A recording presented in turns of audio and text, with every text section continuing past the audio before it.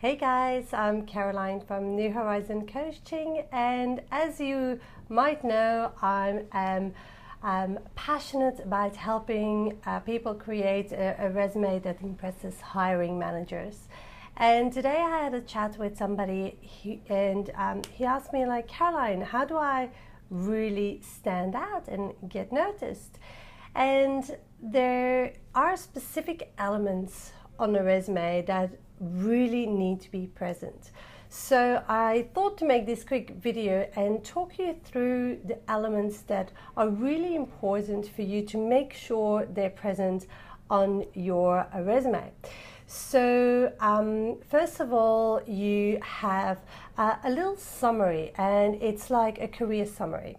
And ideally it's like between 8 and 10 lines, and it really clearly describes to the reader who you are, what you do, what you specialize in, the people you work with, what you're passionate about, and if you managed a team or who you collaborated with. So basically what it does is it sets the tone of what the reader can expect reading more into and more further down your resume. So basically it gives them an idea. It's like a teaser of a video of a great movie. It teases them to actually say, like, yep, tick, tick, tick, I want to read more. So that's your first part, your career statement. The second part is your key expertise or your key skills. Now, ideally, you bullet point 8 to 10 key skills. And people always ask me, how do I define my key skills? Well, the key skills, look at it this way. The key skills are the skills you need to master to deliver on your promise you made in your career statement.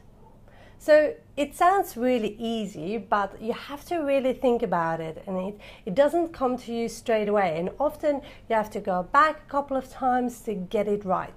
So you make your big promise, your career statement, and then you go after, you go into the key skills, which are the skills that are required to deliver on the promise you made to that company, your added value, your story, basically, your unique value proposition.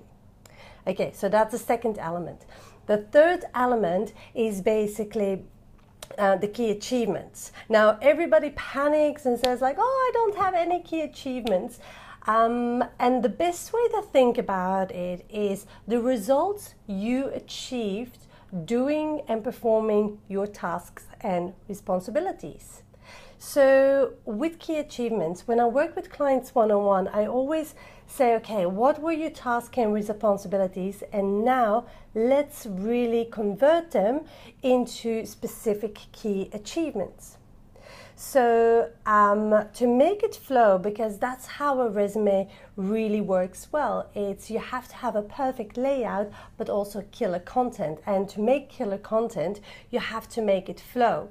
So to create that flow, you have your career statement, which is your promise. Then you have your key skills, and then you have your key achievements, which are basically the proof you master the key skills that you need to deliver the promise. You see how it all connects and works together? And it's quite obvious when you know, but when you look at your resume, you see that it might be, and in most cases it is, all over the place. So you have to bring it all together. All right, so moving on, we have the fourth element, and the fourth element is your career history. Now, your career history needs to describe a couple of things. It needs to describe the company you worked at, of course, the position you have held, but also your mandate. So your mandate, with mandate, I mean like the reason why you were employed. So I was hired to manage a team of 5 to grow the business. And so it gives a little bit of of a story of reason why you were hired and what your task was in that company, why they put you in that position. And then next you have your key responsibilities, tasks, and ideally you tie that in with power words and your key achievements, so it really it comes together quite powerful. So, and as a last element, you have everything that's bundled together on the languages and additional IT skills that you have, or education.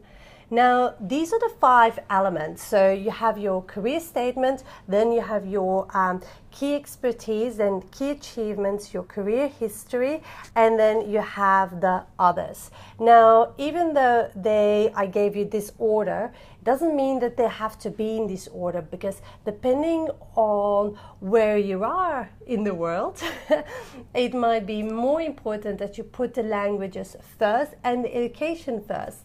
But all those 5 elements always need to be represented on your resume.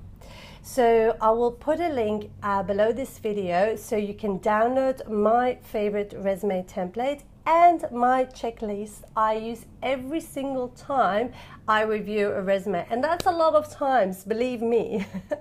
So you go ahead, download those. My challenge to you is that you go ahead and take your resume, print it off, take my checklist and go through it. Make sure and see how you go with having all those elements represented. So and let me know in the comments below what you found out, which element was missing on your resume, and what you'd like to know more about, because that gives me some information about the kind of videos that I have to create for you that I know will be beneficial. So unless you communicate and engage back to me, I have no idea, and I just pick topics.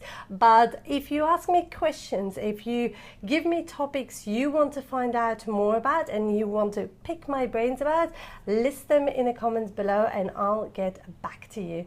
So thank you very much, and I will see you soon. Bye.